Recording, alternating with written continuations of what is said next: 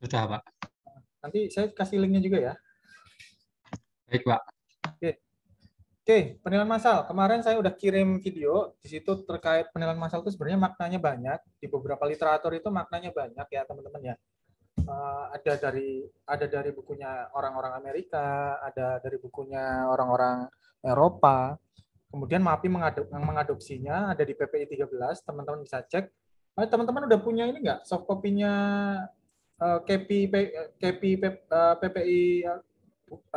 KPI sama PPI? Udah punya soft copy-nya nggak? Coba saya tanya siapa ya? Belum punya?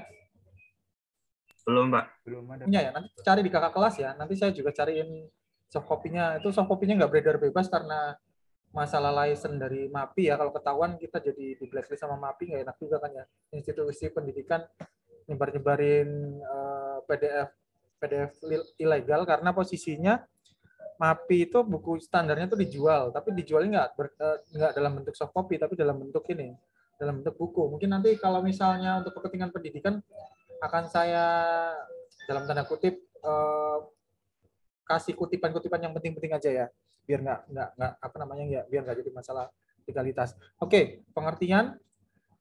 Sekarang saya mau nanya nih, kayak saya udah ngasih modul juga kan ya, jadi di sini lebih banyak diskusinya.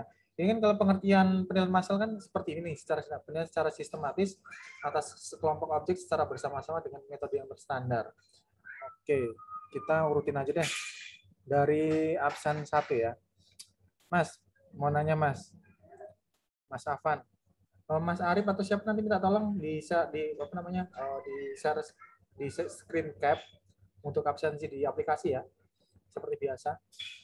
Mas Afan, coba Mas Afan ingat nggak? Kayaknya Mas Afan di kolom komentar KLC 2 udah komentar.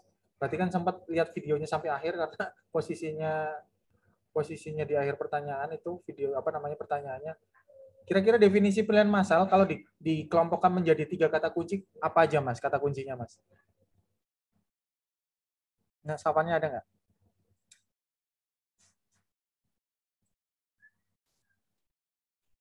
Mas Afan? 3 kata kunci, Pak, maaf tadi. 3 kata kunci. Kan definisi penilaian massal itu banyak sebenarnya. Iya. Ada dari beberapa literatur ya. Tapi kalau misalnya diperhatikan itu ternyata mereka tuh ada kesamaan. Ada 3 kata kunci yang hampir selalu ada di setiap definisi penilaian massal. Nah, kira-kira 3 kata kuncinya apa aja? Sistematis, data, dan standar. Sistematis, data, dan standar. Sistematis, sistematis, mana tadi? Standar dan data. Data apa? Data Metode. Metode atau data? Kalau di video data, Pak, saya. Data. Oke. Sistematis, data, dan terstandar. Sistematis itu berarti apa? Urut. Ada kayak semacam kalau di apa tuh ada prosedurnya. Prosedurnya tuh urut. Dia harus melakukan sesuatu hal dulu baru bisa melakukan hal yang lain. Kemudian ada data. Data ini untuk membentuk suatu model. Kenapa? Karena yang namanya penilaian massal itu adalah membuat model, membuat apa ya? Teman-teman udah dapat analisis pasar properti nggak? Mata kuliah. Sudah, Pak. Sudah, semester ini atau semester kemarin? Semester kemarin, Pak. Semester kemarin, Pak. Kalau teman-teman udah belajar analisis pasar properti, teman-teman bakal melihat yang namanya pola pasar. Ya nggak? Gimana ternyata harga properti tahun kemarin lebih rendah daripada properti tahun ini. Tapi maknanya itu bukan berarti value-nya beda, nilainya beda. Mungkin harganya beda, harganya lebih mahal sekarang. Kakak jangan digangguin dulu adiknya. Maaf ya. Tapi apa namanya value-nya bisa jadi sama atau value-nya bisa jadi naik. Nah, itu adalah ada pola di sana. Polanya bisa karena inflasi, ini mewakili waktu, dan pola-pola lainnya. Nah, penilaian massalnya berusaha mengcapture pola. Bagaimana cara mengcapture-nya? Dia harus melihat data historis. historis. Kenapa harus data historis ya yang sudah terjadi? Pelajari polanya di masa lalu dan dijadikan alat prediksi untuk masa kini. Oh, pola pasarnya di Jakarta adalah seperti ini. Misalnya ada properti yang nggak ada nilainya, tinggal dimasukkan ke pola itu. Pola atau kalau di video itu disebut model. Pola. Terstandar. Nah, terstandar ini ada kaitannya sama statistik. Statistik. Karena di statistik itu ada statistik atau ekonometri ya. Ekonometri. Di situ ada step-stepnya melakukan suatu metode agar valid atau agar tingkat biasnya berkurang. Yang namanya pola ini pasti ada tingkat biasnya. Pasti ada biasnya. Tapi tingkat biasnya ditekan dengan cara kita menggunakan prinsip-prinsip dalam statistik atau ekonometri. Nah, ekonometri teman-teman udah belajar belum? Kalau statistik kan udah nih. Nggak dapat ekonometrika, Pak. Sama sekali, sampai semester akhir ya. Sayang banget. Itu padahal tools yang paling sering digunakan oleh teman-teman penilaian. Oke ya. Untuk definisi udah jelas ya. Selanjutnya, nah implementasinya seperti ini teman. Udah dapat model atau pola, polanya itu dimasukkan ke sistem. Kemudian kalau nilai teman-teman tinggal masukkan variabel ke sistem. Jadi nggak perlu cari data pembanding, nggak perlu lagi mencari penyesuaian. Tinggal masukin variabel yang dibutuhkan oleh sistem, maka indikasi nilainya akan muncul. Indikasi nilainya akan muncul. Indikasi nilai ya teman-teman ya, bukan nilai mutlak ya, indikasi nilai. Jadi nilainya bisa saja lebih rendah atau lebih tinggi daripada indikasi nilai. CAP. Computer Assisted Valuation atau Computer Assisted Mass Appraisal. Ya ini hanya masalah terminologi, yang ini dipakai teman-teman di USA, yang ini dipakai di teman-teman Eropa. Uni Eropa. Nah ini makanya di awal pertemuan kemarin saya sampaikan teman-teman harus bisa mencari spesialisasi dari ilmu penilaian. Karena kalau teman-teman hanya menekuni bidang penilaian properti apalagi properti sederhana, teman-teman itu bakal digantikan oleh sistem. Kalau udah digantikan sistem, teman-teman nggak bakal diserap tenaga kerja, lapangan pekerjaan. Kalau swasta, kalau di pemerintahan apa? Ya nggak kepake. Kalau nggak kepake, kerjanya apa? Akhirnya mengerjakan hal-hal administrasi saja, tidak jadi spesial, susah untuk berkarir. Karena apa? Tidak punya spesialisasi. Jadi dari sekarang teman-teman mulai memikirkan kira-kira spesialisasi apa yang tidak bisa digantikan oleh mesin, oleh komputer, oleh sistem. Karena apa? Hal-hal yang sederhana sudah diambil oleh sistem dengan mekanisme automasi istilahnya. Automasi. Auto atau otomasi. Nah, bagi orang-orang yang menekuni rumput ilmu penilaian massal, yang mereka pelajari adalah bagaimana membuat model, pola, yang polanya bisa diterjemahkan oleh sistem. Nah, sistemnya nanti yang bikin teman-teman SI ya, sistem informasi ya. Nah, sekarang teman-teman mau belajar yang mainstream aja nggak? Kayak misalnya penilaian properti residensial sama penilaian properti komersial itu sudah bisa tercover oleh ini penilaian massal. Loh, Pak, kan itu ada art-nya, Pak. Dan teman-teman tahu di Direktorat Jenderal Pajak, jika suatu penilaian itu kebanyakan art-nya, kebanyakan art atau asumsi, itu bakal kalah di pengadilan. Karena apa? Asumsinya itu professional judgment. Sedangkan di DJP atau di DJKN, profesi penilai pemerintah atau profesi penilai publik, penilai pajak itu belum ada sertifikasinya. Nggak kayak penilai publik. Penilai publik ada sertifikasinya.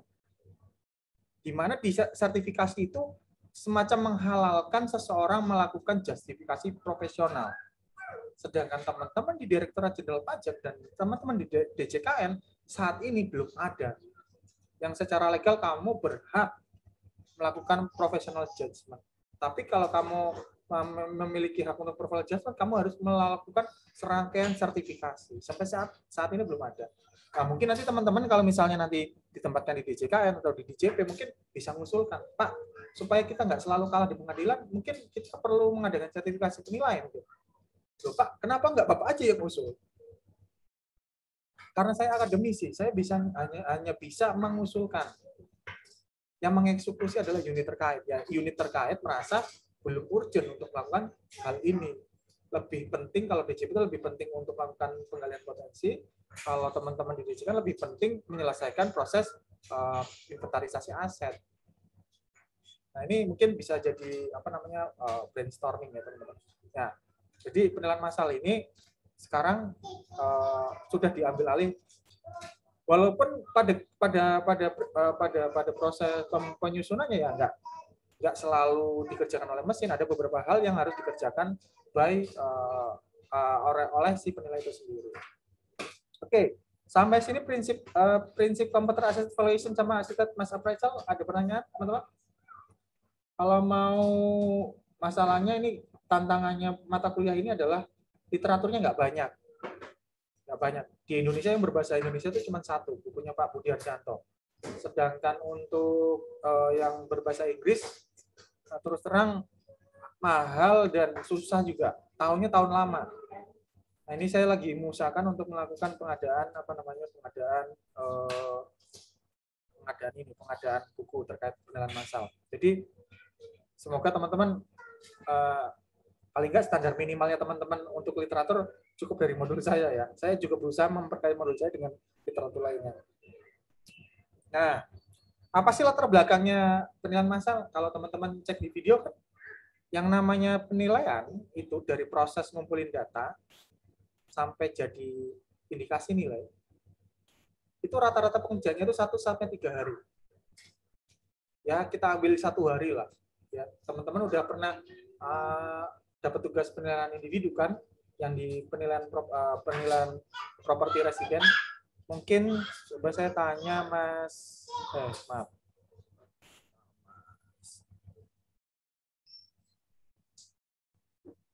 Mbak Alvira ada Mbak Alvira? Ada Pak, hadir. Mbak Alvira pernah dapat tugas melakukan penilaian individu kan? Penilaian Pernah Pak. Properti ya, tugas mata kuliah kan? Iya. Nah, itu dari ngumpulin data sampai jadi laporan berapa hari, Mbak? Sekitar semingguan, Pak. 1 minggu. Kalau saya, Pak. 1 minggu itu kan waktu kepotong waktu yang lainnya, disambi yang lainnya ya. Kira-kira kalau di press melakukan penilaian terus sepanjang hari itu kira-kira berapa hari? Bisa. Rata-rata 1 harinya berapa jam ngerjain lah? Tinggal dikalikan 7 kan itu. Bisa 4 harian kayaknya Pak, kalau misalnya nggak diselang-seling Pak. 4 hari. Yang lama di bagian apa, Mbak? Di bagian ini, buat nilai bangunan itu kan harus lihat survei dulu ke lapangannya Pak. Lihat dulu kondisinya. Ini tuh pakai bangunan apa, pakai bahan apa gitu Pak. Oke, kalau nilai tanahnya gampang? Tanahnya bisa nyari dari ini, agen properti online kayak OLX gitu Pak. Tanah, agen properti. Agen properti kan itu harga tanah dan bangunan, Mbak. Gimana cara ngeluarin harga tanahnya doang? Ini juga Pak, nanya-nanya ke tetangga juga. Pernah beli kapan, terus baru deh disesuaiin Pak. Sama penyesuaiannya itu Pak. Berarti kalau tanya tetangga ada transaksi, itu nanya harga tanahnya doang apa udah sama propertinya juga? Sama bangunannya? Sama tanahnya doang Pak. Tanahnya doang, tanya tetangga ya. Oke, nice. Iya. Berarti proses nanya-nanyainnya itu kan lama ya prosesnya berarti ya? 4 hari itu tadi ya berarti ya? Iya Pak. Oke, kita catat dulu ya. Kurang lebih 4 hari. Yang makan waktu lama adalah survei sama tanya-tanya untuk tanah bangunan. Nah, ini kan untuk tahu komponen bangunannya ya, komponen bangunan. Nah, Mbak melakukan penilaian bangunannya pakai aplikasi apa? DKPB yang 4.0. Yang Excel-nya DJKN ya? Iya. Oke, Excel-nya. Nah, itu sebenarnya DKPB itu konsepnya penilaian massal. Kalau Mbak perhatikan ada baris yang isinya 0,7, 0,1. Ada nggak? Perhatikan nggak? Atau cuma pakai doang? Yang koefisien itu ya, Pak? Koefisien. Tahu kan? Nah, koefisien itu sebenarnya dibentuk dari data pasar. Terus kemudian jadi koefisien ini adalah pola atau model. Nah, jadi sebenarnya DJKN secara nggak langsung dia pernah melakukan proses pembuatan pola atau model penilaian massal. Jadi Mbak waktu waktu menilai bangunannya nggak perlu lagi hitung RAB secara utuh kan? Cek berapa ininya, berapa luas bangunannya, berapa temboknya, pakai apa gitu. Tinggal masukin angka-angkanya ke kertas kerjanya DJKN, langsung muncul indikasi nilai bangunan. Itu sebenarnya udah prinsip dari penilaian massal bangunan. Nah, paling nggak Mbak udah punya pengalaman ya. Terima kasih Mbak share-nya. Sekarang kita tambah lagi inventaris kasusnya dari teman-teman yang lain. Siapa lagi yang belum? Mbak Anissa. Ada Mbak Anissa? Ya, Pak. Pertanyaannya sama. Waktu mengerjakan tugas penilaian properti tadi, berapa lama Mbak melakukannya? Dari mengumpulin data sampai ke menghasilkan nilai? Sama sih Pak, kurang lebih 4 hari kalau di press. 4 hari sama? Iya. Yang paling lama menyita waktu apa Mbak kalau boleh tahu? Ngumpulin data-datanya itu Pak, data-data pembanding. Data pembanding, berarti data pembanding itu untuk tanah atau bangunan? Untuk tanah. Tanah. Terus apa lagi selain itu? Sama survei-survei yang itu komponen bangunannya. Oke. Kalau boleh tahu untuk data pembanding berapa hari habis waktu untuk cari data pembanding? 2 hari. Kalau boleh tahu datanya dicari online atau ke lapangan? Online sama ke lapangan Pak. Oke, nice, 2 hari. Kalau yang survei bangunan harus ke lapangan berarti ya? Iya. Kurang lebih berapa hari? Seharian kelihatannya. Seharian. Saya tandain ya teman-teman ya. Kan saya tadi bilang data pasar, model, dimasukkan data objek yang dinilai, terus kemudian jadi indikasi nilai. Berarti kita lihat ya, data pembanding. Berarti ini merupakan ini misalnya huruf A, B, C, D. Data pembanding. Berarti apa nih? Data pasar. Agen properti. Berarti data pasar. Tanya tetangga. Data pasar. Survei komponen bangunan. Ini berarti yang C. Ya enggak? Itu kan objek yang dinilai kan? C. Survei ke lapangan. Untuk apa? Untuk ngecek komponen bangunannya kan? Berarti ini C juga. Tapi teman-teman bisa melompat langsung melakukan C tanpa melakukan ini. Tanpa meng-create DKPP. Padahal DKPP itu adalah proses di fase A dan B. Bayangkan kalau teman-teman melakukan proses penilaiannya harus melewati proses A dan B dulu. Tambah waktu waktu pengerjaannya. Jadi kebayang teman-teman ya, walaupun DKPP itu enggak secara langsung kelihatan, tapi teman-teman, wah ternyata saya dengan adanya DKPP, saya fase penilaiannya langsung masukin data objek aja, langsung dapat indikasi nilai. Tidak perlu ngumpulin data atau tidak perlu membuat model. Tanpa DKPP, proses penilaian teman-teman tambah. Nah, bagaimana dengan tanah, Pak? Tanah sebenarnya bisa dibuat model, teman-teman. Kalau di ATR BPN atau di DJP dulu atau di Pemda sekarang menggunakan ZNT. Jadi teman-teman nggak perlu ngumpulin data, nggak perlu ngumpulin model, cukup lihat zona nilai tanahnya aja, langsung jadi nilainya. Nah ini bayangan teman-teman ya, biar dapat feel-nya. Oh ternyata walaupun saya menghabiskan waktu 4 hari, ternyata ada yang dihemat loh dengan proses penilaian massal, yang itu proses prinsip yang ada di DKPP. Dengan adanya DKPP saya tidak perlu membuat ini loh, nggak perlu buat model dan nggak perlu mengumpulkan data untuk membuat model DKPP. Saya langsung bisa lompat ke step selanjutnya, tinggal masukin data objek. Nah ini karena teman-teman pernah punya experience, teman-teman jadi dapat feel-nya gitu. Oh ternyata penilaian massal itu ada manfaatnya. Tapi kenapa kalau misalnya prinsip penilaian massal itu bagus tapi jarang diterapkan? Itu tugasnya teman-teman. Loh, kenapa harus saya, Pak? Bukan Bapak aja. Saya sudah melakukan tadi saya. Tapi yang namanya birokrasi di dunia kerja itu kadang-kadang ini teman-teman, kalau itu tidak menjual apa ya istilahnya, tahu mas proyek mercusuar nggak teman-teman?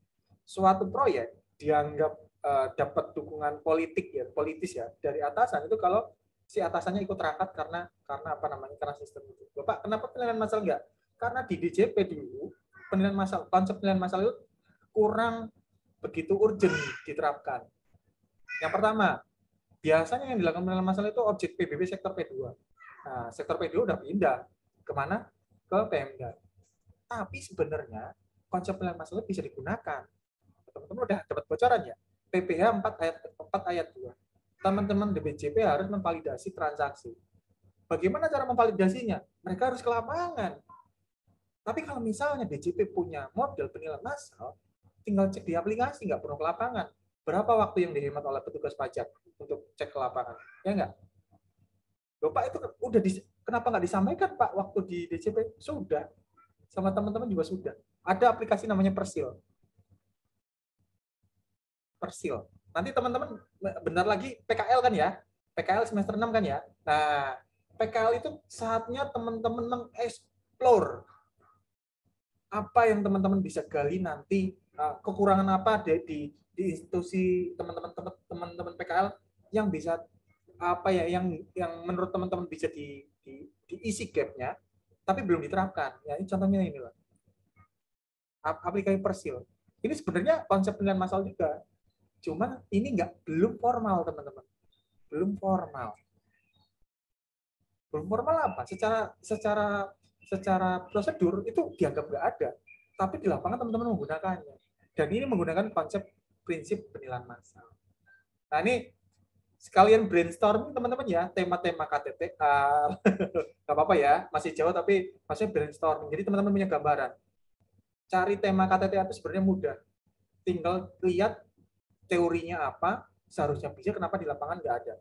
Nah, teman-teman tinggal usulkan hal itu. Kan jadi masukan buat institusi teman-teman PKL kan.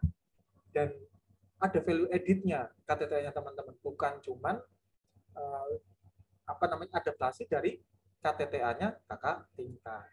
Nah, saya harap kelas ini dapat sedikit insight lah, wawasan lah dari mata kuliah ini. Oke, sampai sini ada pertanyaan nggak? Sebelum saya lanjutkan. Nggak ada?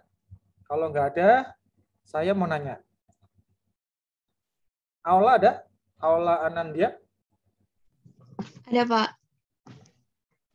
Aul itu kalau nggak salah ini ya, anunya Manchester United ya? Bukan ya? Dulu pernah jadi sponsornya, bukan ya? Itu nama. Oke Mbak, pertanyaan saya. Saya mau nanya apa tadi ya? Tiba-tiba amnesia. Oke, Mbak pernah melakukan analisis pasar properti kan? Ya, pernah, Pak. Outputnya apa dari analisis pasar properti? Apa yang didapat, informasi apa atau apa yang Mbak dapatkan dari analisis pasar properti?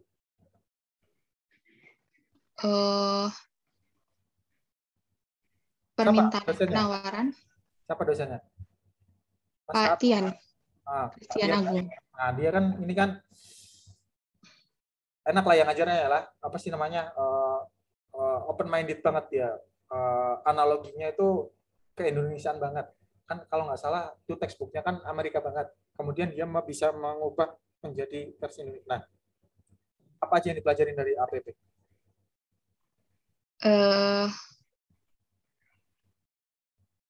Analisis permintaan dan penawaran. Permintaan, penawaran. Oke. Iya. Apa lagi? Gunanya apa? Analisis permintaan sama penawaran.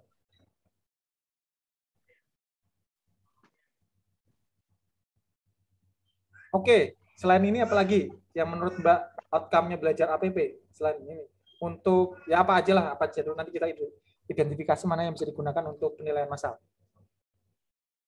Siklus pasar. Siklus pasar, oke.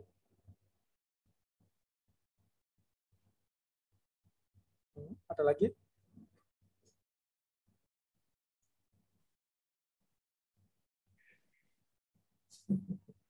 Ini baru semester kemarin loh, udah. Apalagi? Lagi ya, Pak? Udah random aja, saya juga nggak tahu kalian belajar apa. Eh,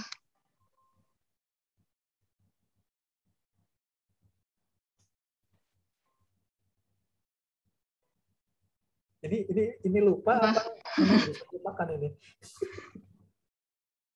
Ini Pak, market delineasi itu. Hah? Apa tuh? Market? Gimana bacanya? Market delineasi. Apa tuh? Jelaskan secara awam. Delineasi. Apa sih? Pas absennya sih. Apa kira-kira? Enggak, bahasa sederhananya aja. Saya nggak tahu arti. Bahasa menurutmu apa maknanya? Sejauh mana pasar bisa menangkap itu, Pak? Menangkap properti. Apa sih? Hah? Apa yuk? Kayak pangsa pasarnya gitu. Pangsa pasar. Oke, nice. Pangsa pasar. Pangsa pasar. Oke, kita cari korban yang lain ya. Maklum nih jam siang nih sengaja kalau nggak kayak gini kalian nggak melek nih soalnya. Arif, apalagi Iya, yang Pak. kamu pelajari di analisis pasar properti? Apa ya? Waduh, Oh,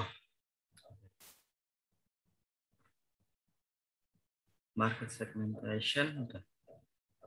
jangan istilahnya lah yang pakai bahasa awam lah. Saya orang Jawa susah tuh kalau dikasih terminologi asing.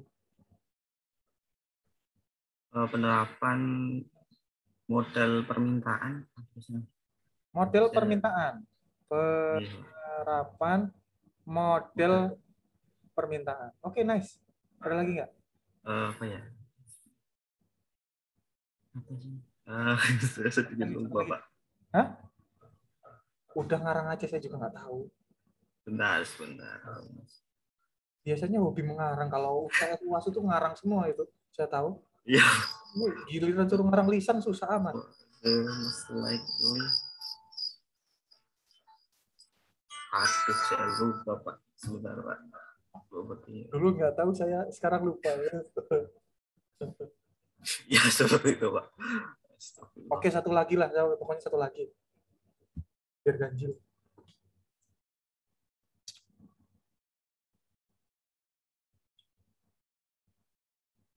Nyerah? Enak aja nyerah. Satu lagi pokoknya.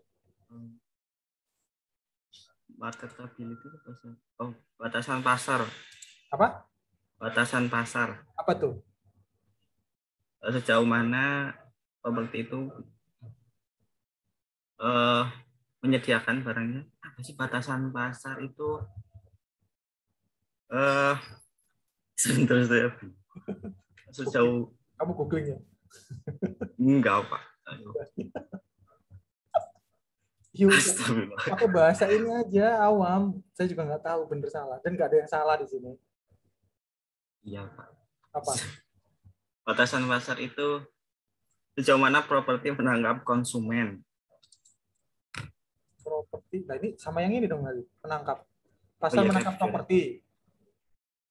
Pasar menangkap properti, ini sekarang properti menangkap konsumen. Tangkap-tangkapan ya. Ini kan yang ketiga market delineation, yang kelima ini marketability, Pak. Marketability, oke. Marketability. Iya bukan ini. Saya juga bingung. Properti menangkap pasar, Oke, nice. Nah, kira-kira teman-teman, mana dari materi APP ini yang bakal bisa jadi nilai tambah? Bukan, yang bisa teman-teman gunakan di penilaian massal. Nih, sudah ada kata kuncinya, model. Kemudian penawaran. Kemudian siklus pasar. Kemudian yang 3 sama 5 ini saya bingung. Bentar dulu. Bisa nggak ya?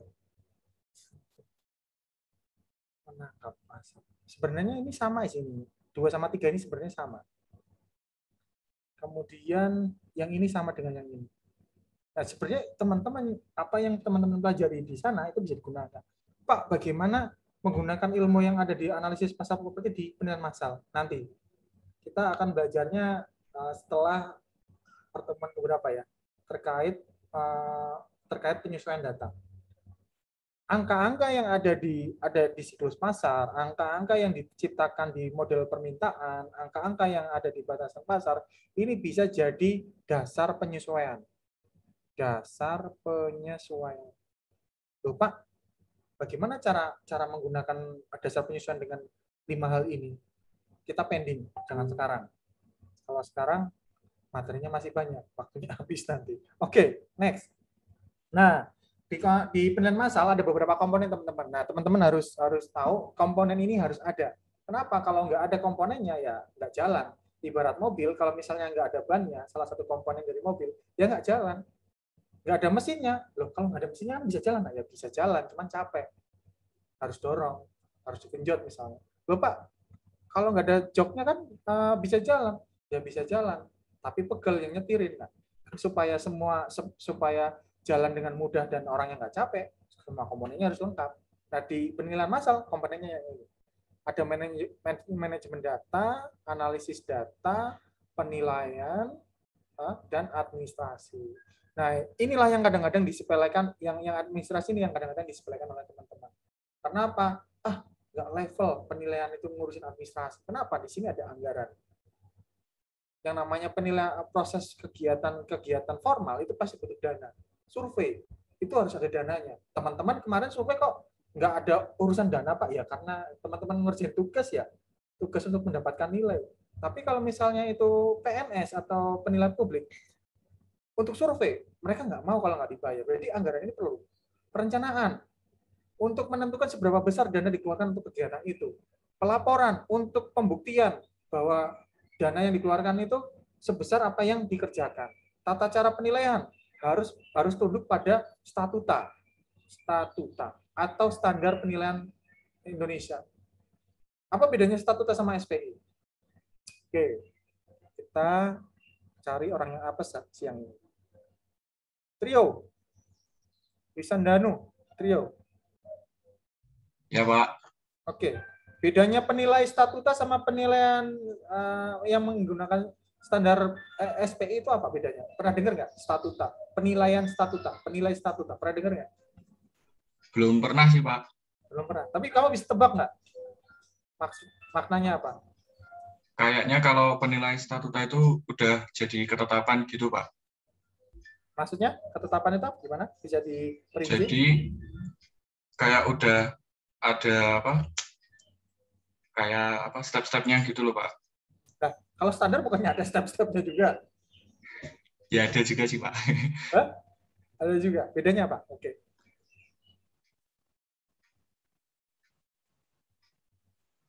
Ngarang aja nggak apa-apa. Bebas. Kelas ini nggak ada yang salah. Ya. Pernah Mas suka main bola nggak? Iya Pak. Oh, kayak ada aturannya gitu nggak sih Pak? Kalau penilaian statuta. Statuta pernah dengar masalah PSSI? Statuta PSSI ya. Nah, jadi apa kesimpulannya? Penilaian statuta itu adalah penilaian berdasarkan regulasi. Kalau berdasarkan regulasi itu nggak selalu tunduk ke SPI, tidak selalu.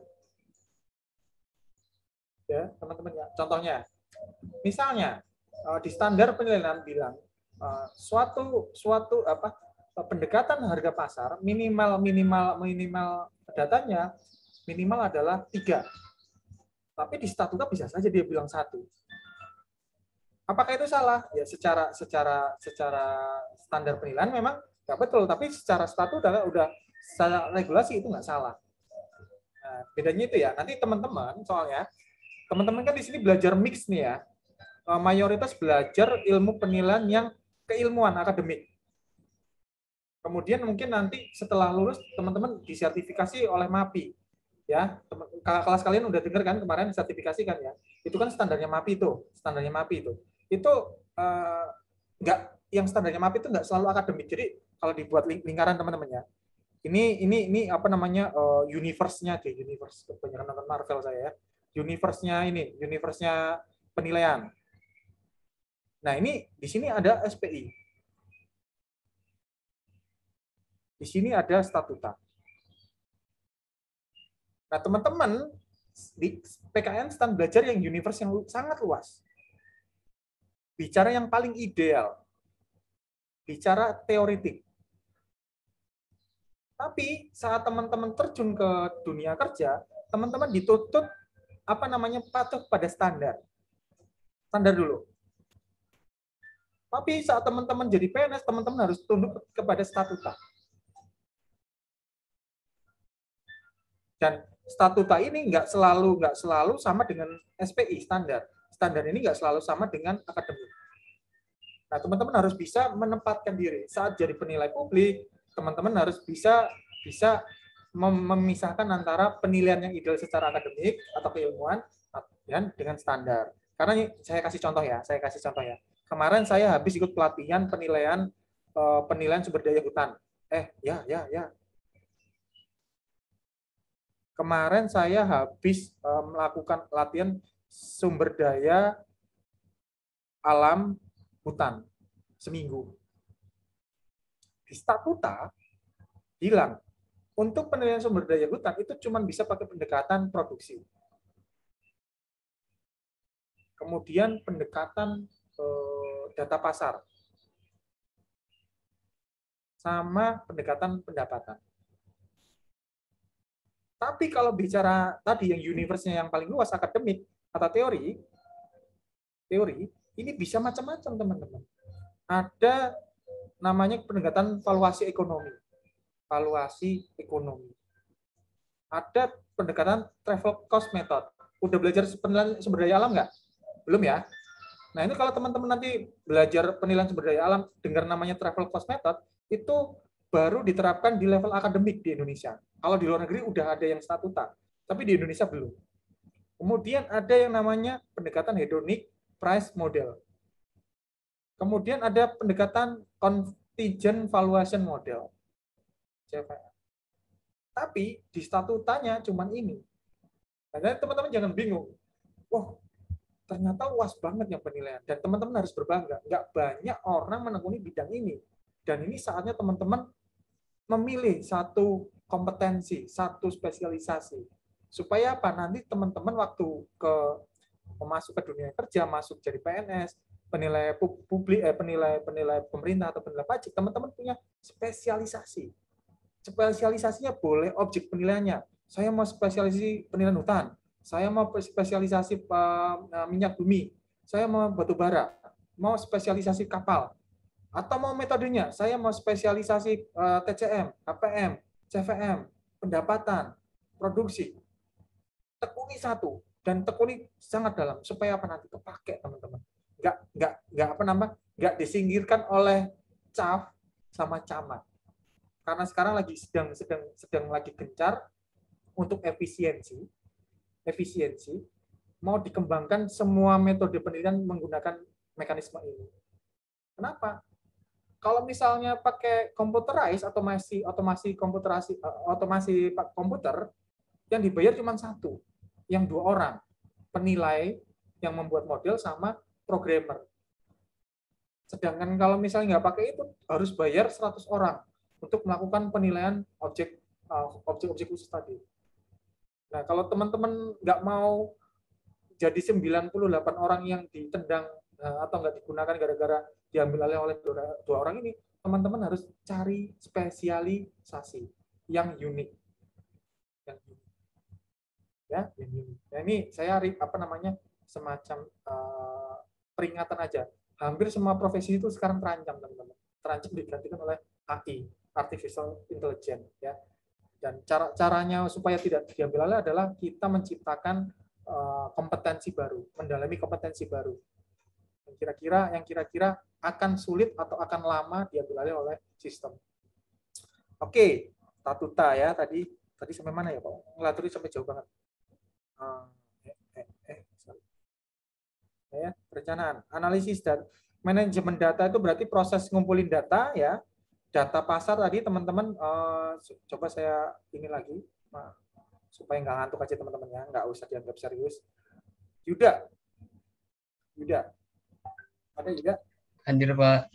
Ya, Yud, kemarin waktu ngerjain tugas dari proses dari apa namanya? Dari ngambil data sampai penilaian tuh step-stepnya gimana aja? Masih ingat ya? Kalau saya waktu itu dimulai dari tanah dulu ya, Pak. Nah, tanahnya diapain? Kalau tanah berarti kan pakai pendekatan pasar. Nah, pertama pasti nyari data pembanding. Waktu itu saya pakai dari apa namanya? OLX online. Nah, terus habis dapat data pembanding masukin ke KKP. Waktu itu saya pakai KKP dari DJP, Pak. Terus? Nah, di situ yang agak terkendala waktu itu di penyesuaiannya, Pak. Kenapa terkendala? Karena waktu itu saya terkendala di penyesuaian aksesibilitas gitu. Nah, soalnya data transaksi yang saya dapat itu di tempatnya agak di desa banget gitu. Data transaksi jual belinya, sedangkan objek penilaiannya agak dekat dengan pusat kecamatan. Oke, nice. Nah, di situ gimana jalan keluarnya? Tembak aja, Pak. Tembak, iya, Pak. Oke, nice. Memang itu artnya di situ ya. Oke, habis penyesuaian ini gimana? Apa lagi di ini? Baru itu udah langsung yang ngikutin alur KKP-nya udah langsung dapat nilai tanahnya, Pak. Nah, untuk bangunan itu yang lah ya. Oke, untuk bangunan? Bangunan sama mungkin kayak teman-teman yang lain, Pak. Susahnya di waktu survei. Pakai CRN ya? CRN. Gimana, Pak? Pakainya CRN. Pakainya punya DJKN juga. Oh, itunya untuk RAB-nya saya bikin RAB sendiri, cuman harganya itu ngambil data dari Pemkot, Pak. Oke. Itu ada analisis harga AHSP, analisis harga satuan pekerjaan gitu. Langsung ketahuan per meternya berarti ya? Iya, Pak. Jadi tinggal kaliin sama hasil survei bangunannya aja. Berarti survei dulu dong. 2 survei. Iya, tadi survei dulu harusnya. Oke. Ini 2, ini 1 ya. 1 survei. Kemudian habis harga berarti indikasi nilai udah ya? Iya, Pak, saya menghitung penyusutan. Udah, itu aja. Penyusutan pakai data apa aja? Penyusutan kan dari segi fisik, fungsional, sama ekonomis. Nah, fisik itu saya ngitungnya pakai kayak yang diajarin di akuntansi aja ya, Pak. Penyusutan garis lurus gitu. Oke, ditambah mempertimbangkan nilai yang karena objeknya kebetulan 2 kali direnovasi. Jadi biaya renovasi itu bisa menambah umurnya gitu, Pak, umur efektif. Fisik gimana? Itu tadi yang fisik, Pak. Kalau yang fungsional ya. Karena nggak ada ini. Kalau ekonomi? Ekonomis juga nggak ada. Oke, berarti garis lurus ya. Oke, terima kasih, Mas. Kita lihat. Nah, kita lihat dari manajemen data. Berarti masih Mas ya? Karena nggak mungkin saya nanya pengolahan data. Nah, ini kan di sini teman Mas ada data nih, ada data. Kemudian ada survei. Bagaimana Mas memanage datanya? Ngumpulin datanya, cara ngumpulin datanya, kemudian menyimpannya. Dibikin di Excel aja gitu, Pak. Ada form surveinya gitu kan, biasanya ada formatnya. Form survei dari mana? Dikasih dari dosen ya, Pak. Waktu itu formatnya saya ngikutin format DJKN, Pak. DJKN. Dosennya siapa kalau boleh tahu? Pak Agung Hadi Setiawan. Oke, nice. Terus dari form survei masukin ke Excel ya? Iya, Pak. Oke, Excel.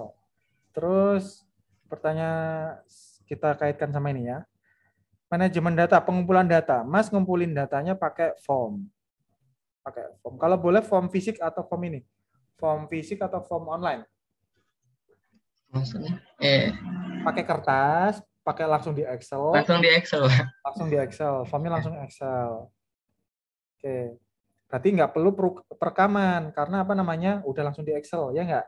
Kalau di DJKN dulu sekarang itu udah ada namanya aplikasi apa sih namanya? Pokoknya pakai Android. Kalau dulu DJP menggunakan form kertas. Sehingga dia memerlukan apa namanya? Memerlukan proses perekaman data, dan ini rawan, teman-teman. Karena apa? Rawan salah input, salah rekam. Oke ya. Kemudian konversi data. Kira-kira waktu Mas ngumpulin data perlu dikonversi nggak datanya?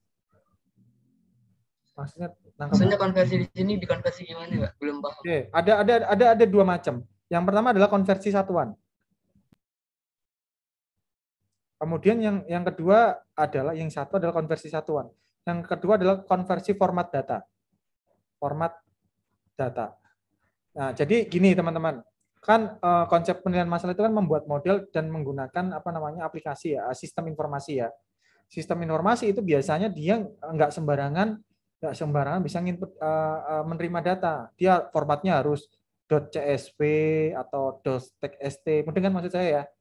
Nah, dikonversi. Nah, terus kemudian kolomnya harus jelas nih. Header dari datanya harus jelas. Misalnya jalan JLN strip data. Itu headernya harus seperti ini. Kalau misalnya Mas kemarin buat Excel-nya cuman jalan, berarti harus dikonversi jadi jalan garis bawah DT gitu. Itu adalah konversi format dari format table atau format filenya. Kemudian satuan, contohnya misalnya ada variabel tebal dinding. Kemarin ada survei tebal dinding nggak, Mas? Kalau survei bangunannya saya agak ya asal simpel ya. Nebak-nebak. Maksudnya diukur beneran Pak, cuman nggak terlalu akurat gitu karena keterbatasan alatnya. Ya. Jadi posisinya kan itu kayak misalnya tebal batu bata, itu ada ukurannya sendiri. Kalau misalnya di lapangan, misalnya kita nanya ke orang nih, misalnya mau survei tanah, ada yang orang Kediri nggak di sini? Jawa Timur lah. Nah, orang Jawa Timur itu nggak ngerti hektar, nggak ngerti meter persegi. Mereka taunya ru. Kalau jual tanah 1 ru, 2 ru, 3 ru. 1 ru, 2 ru, 3 ru. 1 ru itu sama dengan 14 meter persegi. Jadi bisa 1 kali 14 bisa 2 kali 7. Pokoknya mereka jualnya satuannya ru. Nah, itu kan harus dikonversi dulu. Nggak mungkin kita nilai langsung pakai ru kan? Itu namanya konversi satuan. Itu contoh aja, Mas. Konversi satuan. Terus kadang-kadang ada variabel yang kualitatif. Contoh, kondisi jalan. Kondisi jalan misalnya di sini, kondisi jalan itu kan kualitatif ya. Nggak ada angkanya. Ya, terpaksa kita akan merubah angkanya. Jadi misalnya sangat buruk, jadi sangat baik. Ini kan masih kualitatif ya, masih naratif ya. Maka teman-teman harus mengkuantifisirnya atau membuatnya jadi angka. Dikonversi. Misalnya yang kalau sangat buruk itu 0, kalau sangat bagus itu 4, misalnya. Contoh aja. Nah, nanti ini mekanisme konversi data ini akan kita lakukan di quality rating nanti. Jadi variabel-variabel yang datanya kualitatif, misalnya ganteng, sangat ganteng, tidak ganteng, itu kan kualitatif ya. Ya kita harus buat skala.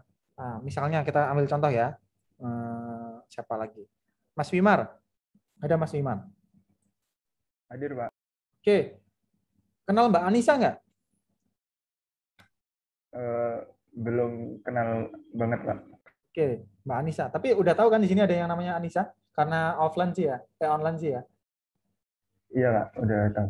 Menurut Mas, dari skala 1 sampai 5, seberapa cantik Mbak Anissa? 4, Pak.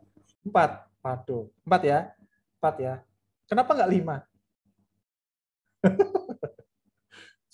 Ya udah, pokoknya. Nah, ini cara mengkuantifisir. Tapi setiap orang tuh pasti bisa berbeda.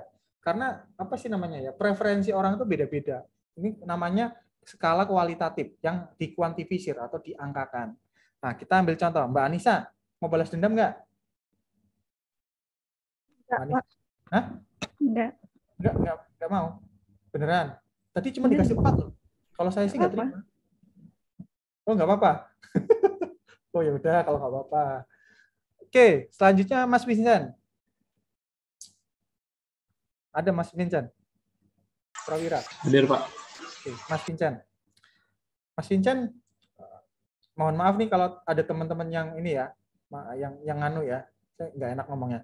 Mas Vincent, misalnya saya disuruh, Mas dikasih tugas untuk menilai Mas Wimar.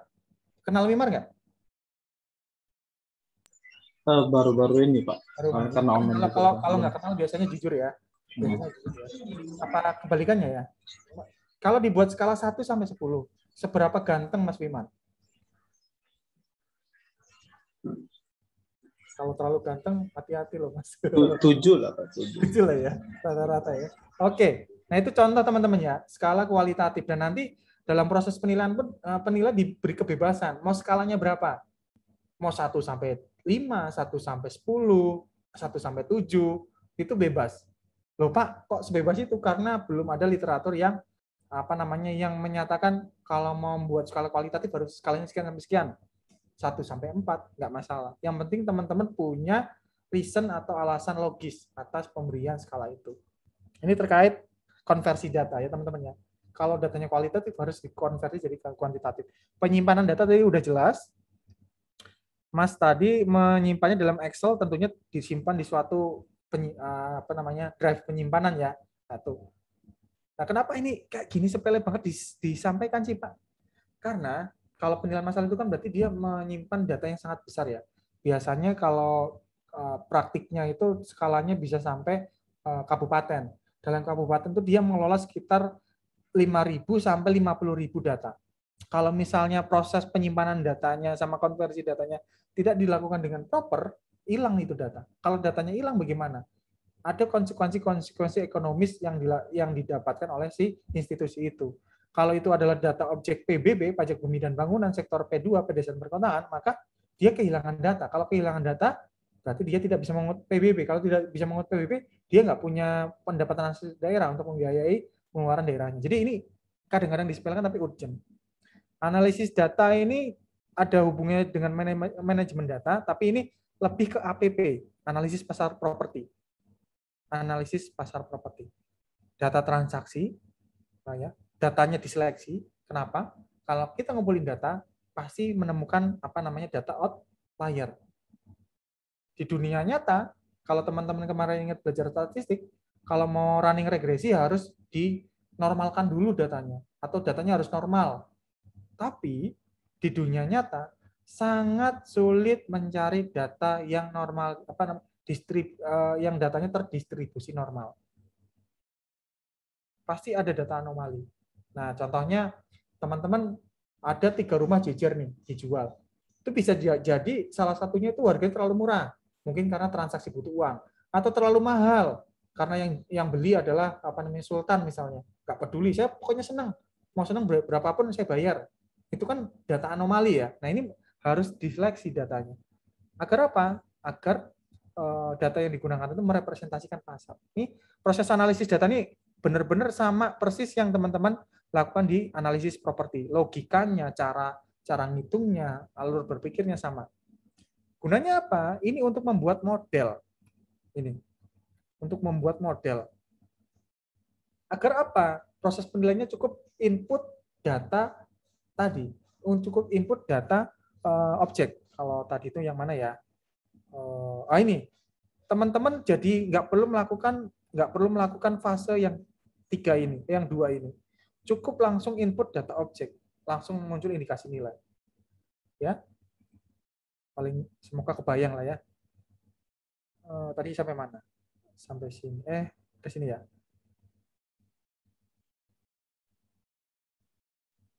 Model. Terus kok Pak penilaian kok ada kalibrasi sama kaji ulang ya Pak ya? Ini gunanya apa ya Pak ya? Kalibrasi sama uji ulang. Ya ini model itu analoginya bisa kayak meteran atau timbangan. Bisa jadi dia di suatu titik tertentu bergeser. Karena apa? Yang namanya pasar properti itu kan bergeser dari tahun ke tahun ya. Maka harus dilakukan kaji ulang atau pembuatan model ulang. Misalnya dulu Jurangmangu Timur itu, ini teman-teman pernah ngekos di Jurangmangu nggak sih? Di Bintaro ya banyak kan ya? Saya susah ngasih contoh. Oke, saya cek dulu deh, cek pasar, biar nggak ngantuk juga. Mana tadi? Tadi udah sampai Mas Vincent. Mas Fakih ada? Hadir, Pak. Mas Fakih pernah ngekos di mana, Mas? Pernah di Kalimongso. Kalimongso tuh menurut Mas kampung apa kota? Kampung sih. Mungkin pernah di sini, Pak. Kalau yang di kota waktu di Malang, Pak. Oh, waktu di Malang. Enggak, saya yang kampung aja lah biar gampang ngebulinya. Oke. Di Kalimongso sekarang kan padat banget tuh, Mas ya. Padat banget ya, Mas ya. Dulu itu Iya, Pak. isinya rawa sama semak-semak. Nah, misalnya saya membuat model penilaian kira-kira di tahun 90-an, di mana di situ tidak ada perumahan. Maka saya akan membuat model penilaian, susah sekali menemukan variabel bangunan. Tapi sekarang, seiring waktu, ternyata di sana bangunannya macam-macam. Ada bangunan ada bangunan ruko lah, ada bangunan kos-kosan yang kayak kayak PL lah dan sebagainya. Maka model yang saya bangun di 90 itu sudah nggak relevan lagi karena karakter areanya sudah berubah. Yang dulu banyak tanah kosong, yang sekarang jadi banyak bangunan. Jadi saya harus mengkalibrasi model yang saya buat. Sehingga apa? Nanti koefisiennya bisa berubah. Kalau misalnya tadi contoh yang di KPB itu ada koefisien, itu koefisiennya kalau dikaji ulang itu akan berubah sesuai dengan keadaan saat ini. Ya, karena apa? Setiap masa itu ada perubahan data. Nah, kalau yang ini formalitas semua lah ya, karena yang namanya prosedur sama keberatan ini terkait statuta ini ya, tata cara penilaian prosedur keberatan ini ya, statuta. Sedangkan yang terkait anggaran sama ini nih agar si penilaian itu dapat berjalan. Ya, tanpa anggaran nggak bakal bisa jalan. Siapa yang mau menilai tanpa diberi honor? Nah, ini karakternya. Jadi kalau tadi itu adalah Kalau tadi itu adalah komponen ya, komponennya ada 4. Komponen itu kayak teman-teman langsung analogikan kayak mobil lah, komponen bagian. Kalau nggak ada salah satu bagian itu tidak bisa berjalan dengan baik. Bisa jalan tapi bisa tidak, kalau nggak nyaman ya nggak bisa jalan gitu. Jadi harus ada semua komponennya. Dan tadi analoginya sudah saya sampaikan semua disandingkan dengan proses kegiatan yang pernah teman-teman lakukan. Selanjutnya tujuannya biasanya untuk perpajakan, biasanya tidak selalu. Perpajakan contohnya untuk PBBP2, PBBP2, kemudian untuk validasi PPh 4 ayat 2. Nah, PPh 4 ayat 2 itu yang penghasilan atas orang yang habis jual properti. Dia punya penghasilan, dia kena PPh 4 ayat 2 final. Kalau misalnya nggak divalidasi, dia bisa mengecil-ngecil transaksi kan, makanya perlu divalidasi. Kemudian apalagi ya, bisa untuk BPHTB,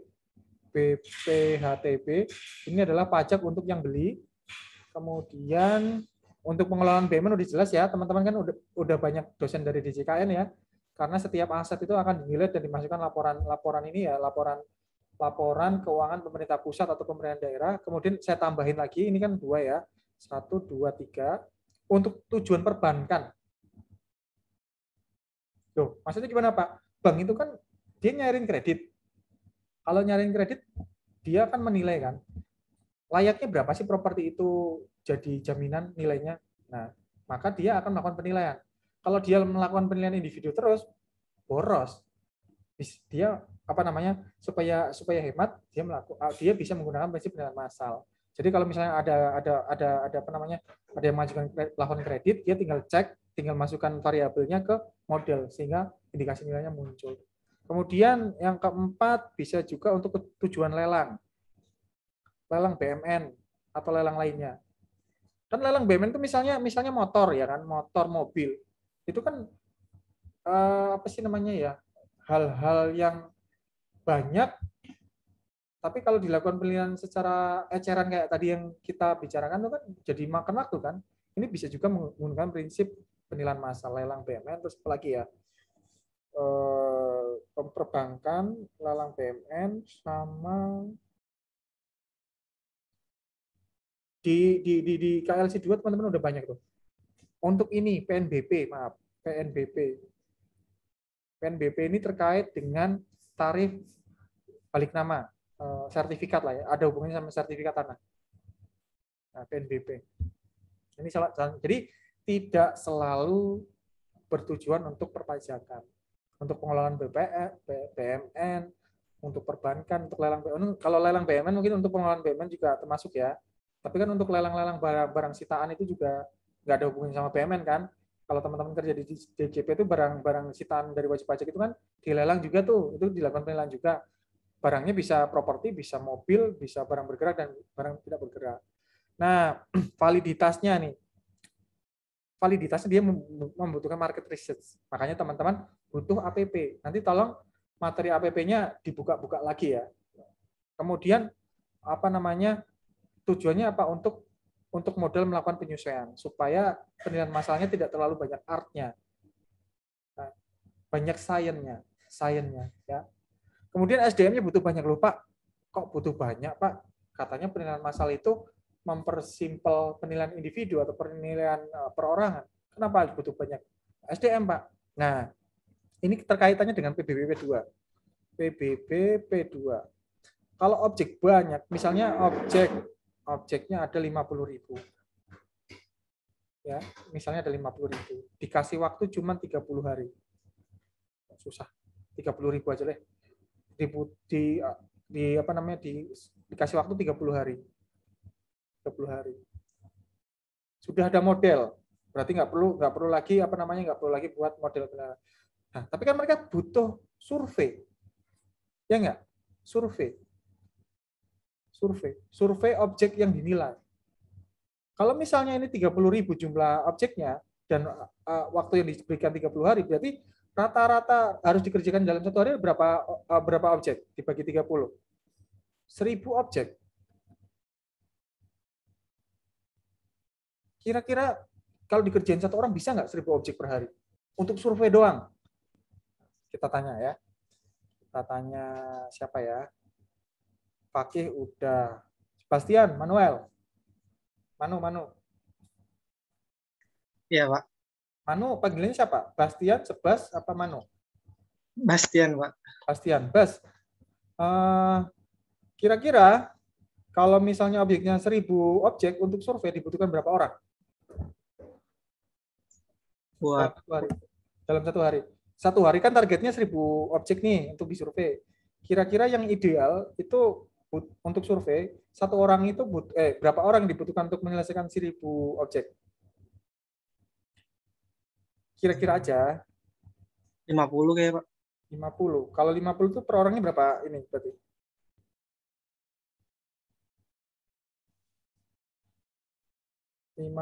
Berarti sekitar 20 ya. Iya. Berarti 20 harus bisa nge-survei 20 objek per hari. Kurang lebih gitu ya, No? Benar nggak? Iya, Pak. Oke. Sekarang kita minta second opini. Atmaja, Rifki. Kira-kira berapa, Ki? Butuh? Wah, saya bisa, Pak. Itu cuma butuh orang 10 gitu misalnya. Misal ini. Berapa, Ki? Rifki-nya ada nggak sih? Ki? Atmaja. Kira-kira kalau ada 1.000 objek yang harus disurvei, butuh berapa orang sehari? Kira-kira aja.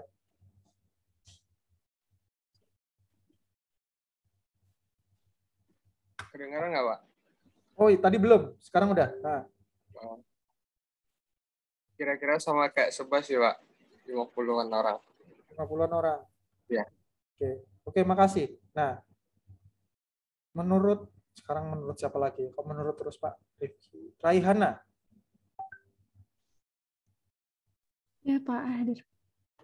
Kamu nih penyanyi yang dari Amerika itu bukan? Bukan ya? Bukan, Pak. Nah, kira-kira kalau melakukan penilaian itu melibatkan 50 orang, ini banyak apa sedikit?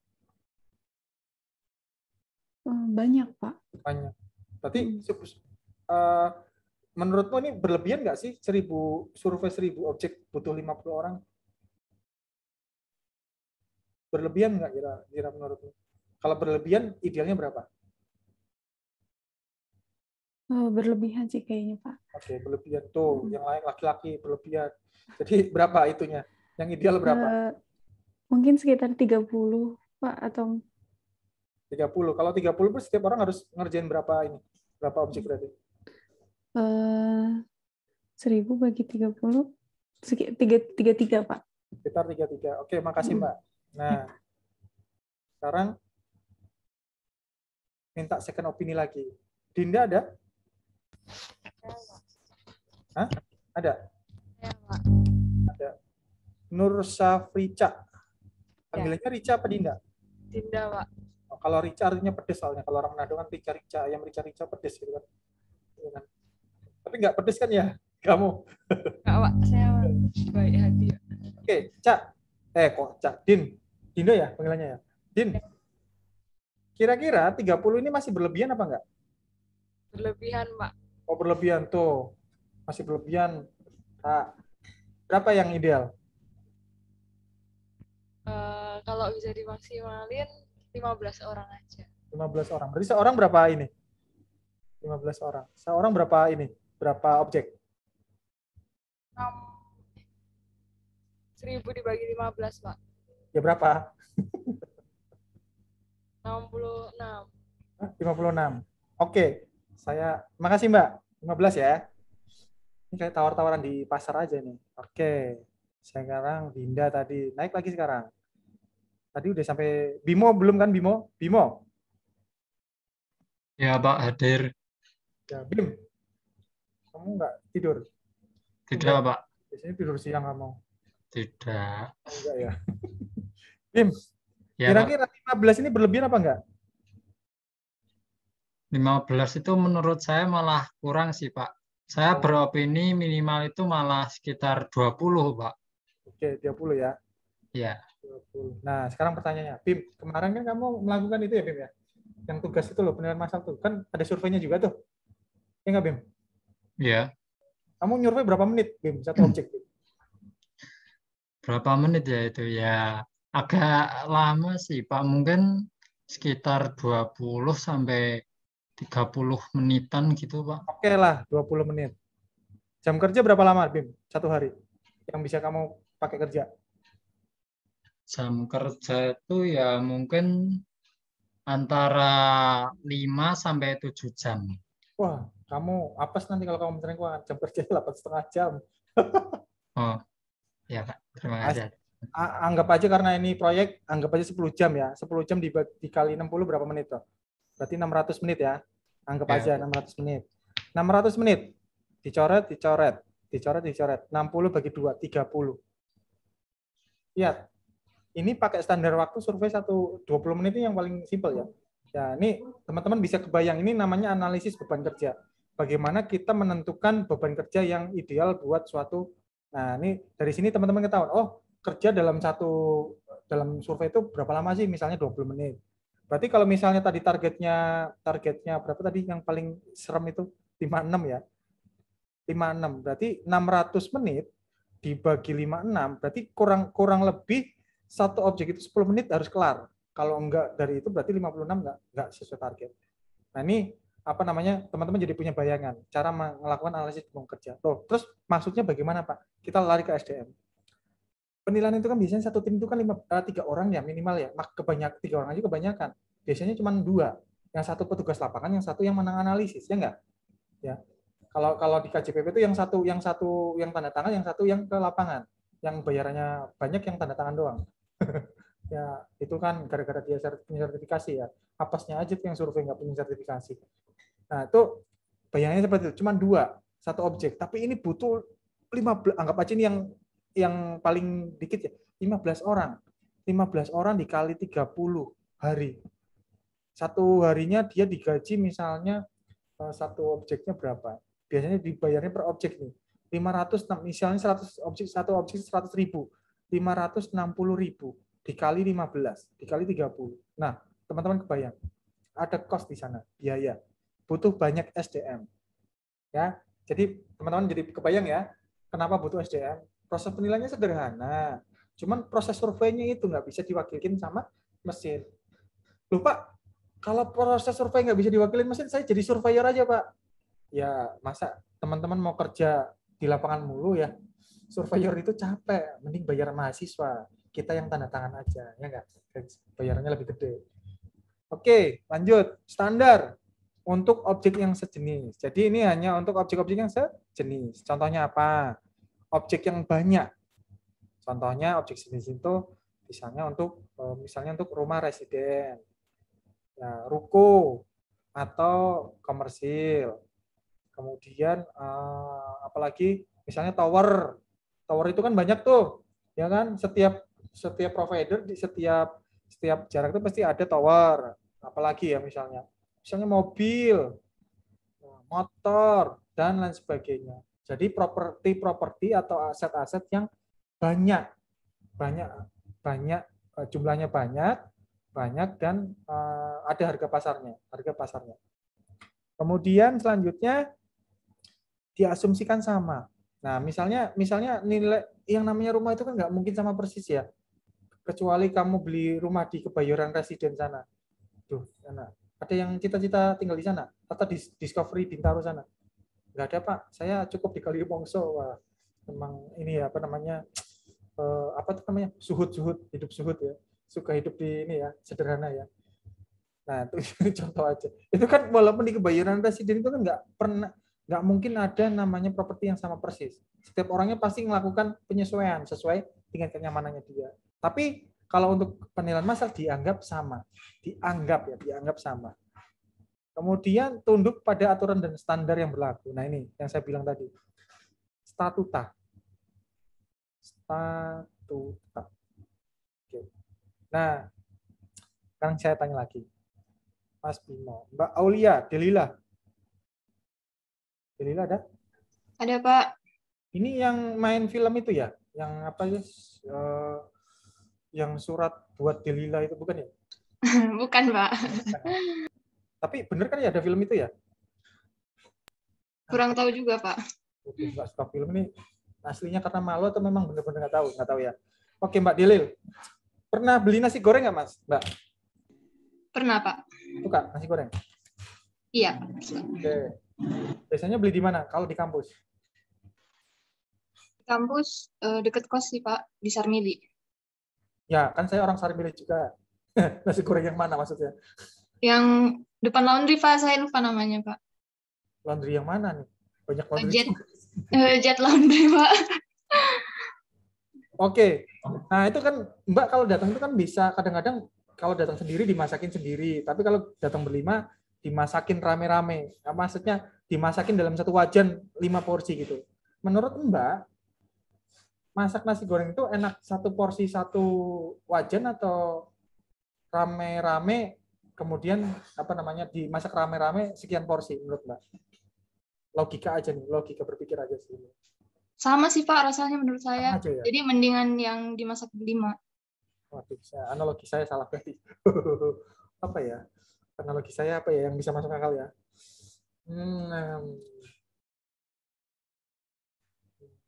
Apa ya? Nah, kamu dikasih contoh nggak? Ini sih nggak bisa diajak karena sih. Udah bener, Pak, tadi contohnya, Pak. Udah bener. Gimana, Mas? Tolong bantu saya, Mas.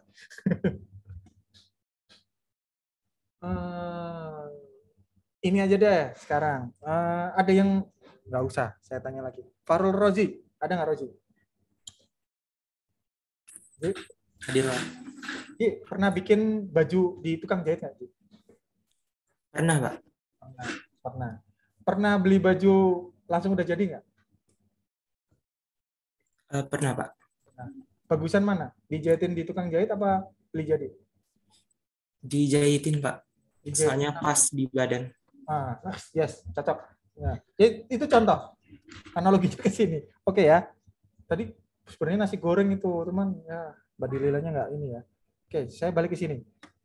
Jadi, saat suatu produk atau suatu kegiatan dilakukan secara massal, itu ada yang hilang di sana. Apa yang hilang? Quality control.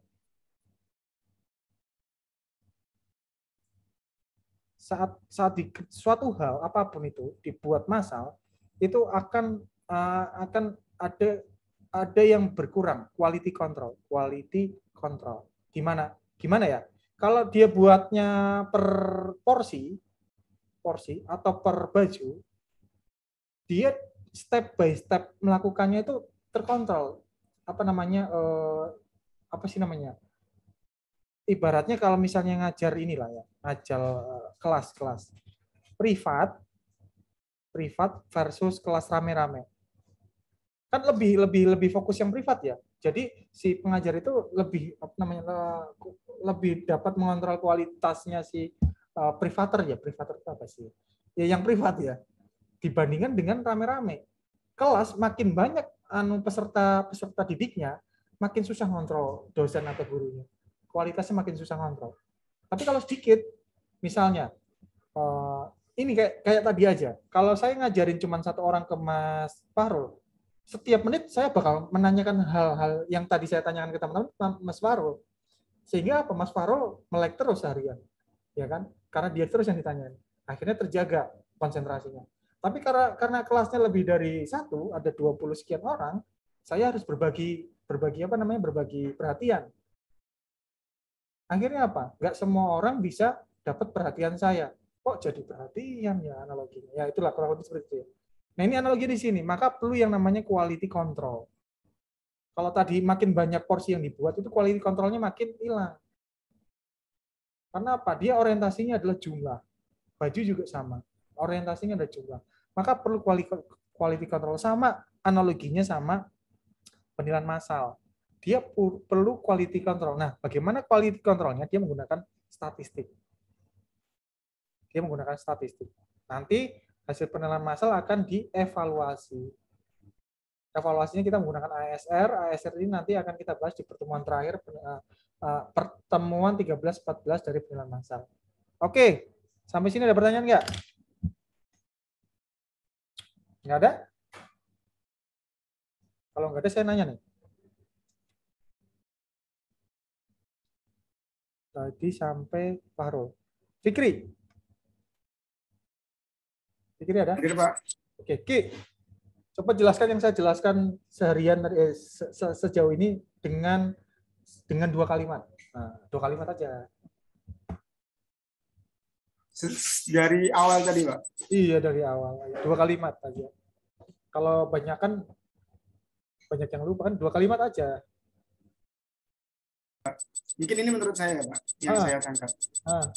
Penilaian massal itu memiliki banyak keuntungan yang akan kita dapatkan, apalagi untuk mengefektifkan hal-hal yang tidak bisa kita capai jika kita menilai secara satuan. Namun ada beberapa bayaran yang harus kita pertimbangkan apabila kita akan melakukan penilaian massal atau penilaian individu. Karena untuk penilaian massal tentunya kita akan menurunkan kualitas dan tidak bisa memberikan hasil yang lebih rinci, sehingga kita harus mempertimbangkan bentuk penilaian seperti apa yang kita gunakan. Dan penilaian massal itu berguna tidak untuk semua, tapi untuk beberapa hal yang memang memenuhi karakter-karakter dari penilaian massal itu sendiri. Seperti itu mungkin, Pak. Itu 5 paragraf tapi nggak ada titik komanya, Mas ya. Jadi 2 kalimat. Oke, nice. Oke, satu lagi ya. Tadi dari bawah udah sampai mana nih? Raihana udah belum? Raihana, udah ya. Dinda udah. Nabila sekarang. Iya, Nabila? Pak. Oke, sama. 2 kalimat. Bukan 5 paragraf tanpa titik koma ya. 2 kalimat. Kepanjangan tadi.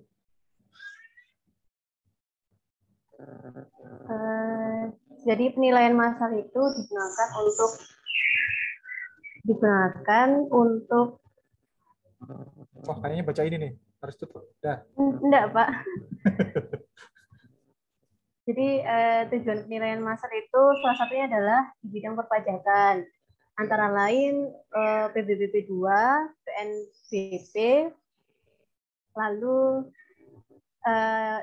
dan juga dalam pengelolaan barang milik negara, terus lelang, dan lain sebagainya.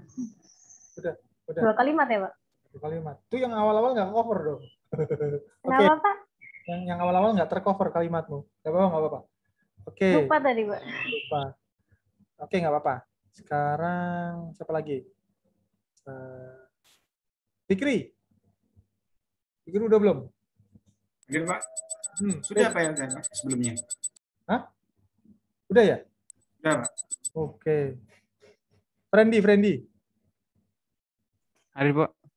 Friend, saya mau tanya apa ya?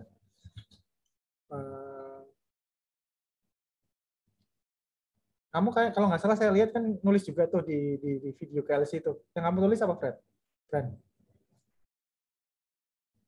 Oh, izin Pak. Itu fungsi lain dari penilaian masalah sendiri yang belum tercakup di video, Pak. Apa? Yang kamu tulis apa? Ingat ya? Yang pertama itu penilaian masalah itu digunakan untuk pembuatan sertifikat ATR BPN untuk kepentingan pembuatan sertifikat tanah untuk masyarakat di pedesaan. Tujuannya apa? Kalau nggak ada penilaian masalahnya nggak terbit sertifikat atau gimana? Terbit juga Pak, tapi dalam waktu yang cukup lama ya Pak. Oke, saya kasih gambaran ya. Sertifikat. Kira-kira orang bikin sertifikat bayar nggak Mas? Bayar Pak. Oke. Dasar bayarnya apa? Ingat nggak? Dasar pengenaan pajaknya, dasar pembayarannya apa? Tarif dikalikan N. N-nya itu apa? N-nya itu adalah indikasi nilai, teman-teman. Ini indikasi nilai. Jadi tanpa penilaian, tanpa indikasi nilai, teman-teman ATR BPN itu nggak bisa memungut yang namanya PNBP. PNBP, penerimaan negara bukan pajak. Nah, kalau teman-teman cek di aturannya itu dia dia mengutin PNBP dengan cara tarif dikalikan dengan indikasi nilai pasar. Sebenarnya sih nilai pasar sih sebenarnya. Cuman kan nilai pasar itu orang kan suka bohong ya supaya bayar PNBP sama pajaknya kecil, maka dia menciptakan yang namanya zona nilai tanah. Mungkin teman-teman kalau mau iseng buka, ini saya tutup dulu ya, saya tutup. Nanti saya lihat tunjukin yang namanya zona nilai tanahnya teman-teman ini. Belum ini ya. Izin share screen, saya share lagi. ATR BPN, ATR Bumi, ATR.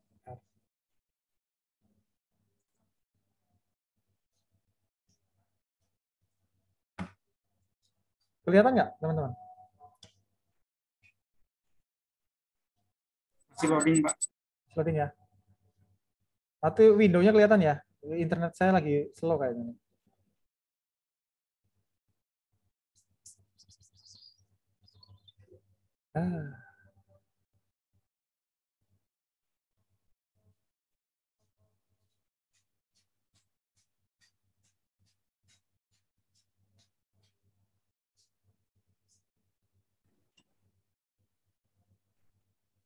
Lagi gangguan mungkin ya, lagi berat. Intinya nanti teman-teman kalau mau iseng ini ya, Bumi, BHUMI, ATR BPN. Nah, nanti teman-teman bisa ngelihat yang namanya produk penilaian massal, yang namanya peta zona nilai tanah. Nah, ini sebenarnya konsep ini yang memperkenalkan pertama kali itu adalah DJP. Nah, ini karena nggak dikunci pakai copyright, diduplikasi sama teman-teman di ATR BPN dan ternyata sekarang mereka lebih maju. Nah, DJP karena itu udah dilimpahkan ke Pemda nggak mengembangkan lagi yang namanya peta ZMP. Nah, ini buat teman-teman yang ini ya pengen masuk DJP, jadi paling nggak tahulah historinya pajak ya terkait pengelolaan PB sektor kedua. Oke, itu aja. Sampai sini ada pertanyaan nggak teman-teman? Ada pertanyaan? Nggak ada lah ya. Nggak ada. Oke.